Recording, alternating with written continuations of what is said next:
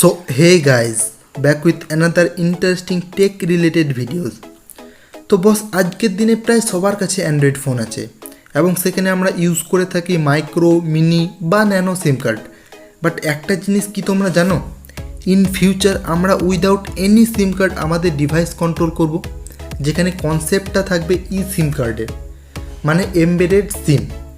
তো ভিডিওর আগে আমি এই ই সিম কার্ডের ব্যাপারে, মানে এটা কিভাবে ওয়ার্ক করে বা এটা ব্যবহার করা কতটা সুবিধা হবে নাকি অসুবিধা হবে, এইসব ব্যাপারে ফুল ডিটেলসের সাথে আলোচনা করব। তো এরকম ধরনের আরও অনেক ভিডিও পাওয়ার জন্য আমার চ্যানেলটা সাবস্ক্রাইব করে রেখে দাও। তো ভিডিওটা আগে পুরোটা দেখতে থাকো।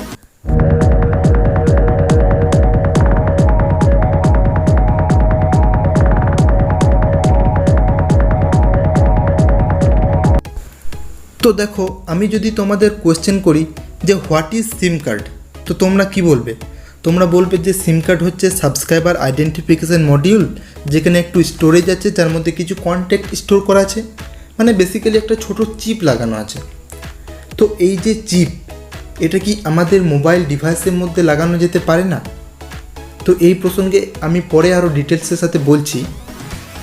তো এখন থেকে আমি যদি 20 বছর আগের কথা বলি, তখনও কিন্তু আমরা ইউজ করতাম সিম কার্ড, আর এখনও আমরা ইউজ করি সিম কার্ড। যদি পরিবর্তন বা ডেভেলপমেন্টের কথা বলি, তো শুধু এসছে মাইক্রো, মিনি বা ন্যানো সিম কার্ড। কিন্তু অন্যদিকে যদি আমরা গান, ভিডিও বা মুভির কথা বলি, তো 20 বছর আগে কিন্তু আমরা এসব সব স্টোর করে রাখতাম অডিও ক্যাসেট বা অন্য কিছুর মাধ্যমে আমরা স্টোর করে রাখতাম। বাট এখনকার দিনে সব সেগুলো অনলাইনে অ্যাভেলেবেল আছে। আর অন্যদিকে যদি আমি চিঠির কথা বলি, তো 20 বছর আগে আমরা চিঠি পোস্ট করতাম পোস্ট অফিসে গিয়ে, বাট এখন সেসব কাজ সব ইমেল বা হোয়াটসঅ্যাপের থ্রু হয়। কিন্তু আমরা যদি সিম কার্ডের ডেভেলপমেন্ট বা পরিবর্তন নিয়ে কথা বলি, তো আমরা কিন্তু সেরকম ডেভেলপমেন্ট আমরা দেখতে পাই না এই সিম কার্ডে। তো সিম কার্ডের ডেভেলপমেন্ট নিয়ে যদি কথা বলি, তো মাথায় যেটা আসে সেটা হচ্ছে ই সিম কার্ড কনসেপ্ট। তো এই ই সিম কার্ড কনসেপ্টটা কী, তো সেটা আমি বলছি। তো সিম কার্ডে কী কী থাকে? আইএমএসআই নাম্বার, মানে international mobile subscriber identity number store থাকে, তাছাড়া কিছু কন্ট্যাক্ট স্টোর থাকে, তাছাড়া এমন কিছু বিশাল তো আর থাকে না। তো এই যে সিমের হার্ডওয়্যার, এটা যদি আমরা ডাইরেক্টলি আমাদের মোবাইলে ইনস্টল করে দিই, মানে ডাইরেক্টলি আমাদের ডিভাইসে লাগিয়ে দিই, আর এমনভাবে লাগানো হয় যাতে এটাকে আমরা বারবার রিরাইট করতে পারি। নেক্সট, আমি যে সিম কার্ড ইউজ করতে চাই, সেই সিম কার্ডের অনলাইন আইডেন্টিফিকেশান অ্যাপ্লাই করে দিলাম, সেখান থেকে আমি লগ ইন আইডি আর পাসওয়ার্ড নিয়ে নিলাম। তারপর সেই কোম্পানির অ্যাপ ইনস্টল করে সেখানে লগ ইন আইডি আর পাসওয়ার্ড দিয়ে দিলাম, তারপর ওই নেটওয়ার্কের সাথে কানেক্ট হয়ে গেলাম। এই যে কনসেপ্ট, এটাকে আমরা বলছি ই সিম কার্ড কনসেপ্ট। তো এই ই সিম কার্ডের কনসেপ্টকে কাজে লাগিয়ে আমাদের সিম কার্ডের ডেভেলপমেন্ট আসতে পারে। তো এই ই সিম কার্ডের যদি আমি কিছু সুবিধার কথা বলি, তো প্রথমে যে সিম কার্ড কেনা, স্টোর করা, সেফটিতে ভালোভাবে রাখা, এই সব ঝামেলা সব মিটে যাবে। দ্বিতীয় যে জিনিসটা থেকে সবথেকে বেশি সুবিধা পাওয়া যাবে, সেটা হচ্ছে যে কোনো ছোটো ডিভাইস, মানে ঘড়ি হোক বা নানা ধরনের ছোটো স্মল ডিভাইস, যেখানে আমরা সিম কার্ডের ফাংশন আমরা ইউজ করতে পারবো। কারণ সেখানে আমার কোনো ট্র্যাডিশনাল সিম স্লট ইউজ করতে হবে না, কারণ সেখানে আমি কাজে লাগাচ্ছি ই সিম কার্ড কনসেপ্ট। তো ইন্ডিয়াতে এই ই সিম কার্ড এখনও অবধি স্টার্ট হয়নি, বাট ওয়ার্ল্ডের অনেক জায়গায় অনেক অপারেটর এই কনসেপ্টকে অলরেডি কাজে লাগিয়ে এগিয়ে গেছে। ফর এক্সাম্পল, অ্যাপেল ওয়াচ 3 আমি যদি কথা বলি, তো অ্যাপেল ওয়াচ 3 দুটো ভার্সন এসেছিলো, যেখানে একটা উইথ সিম কার্ড আর একটা ছিল উইথআউট সিম কার্ড।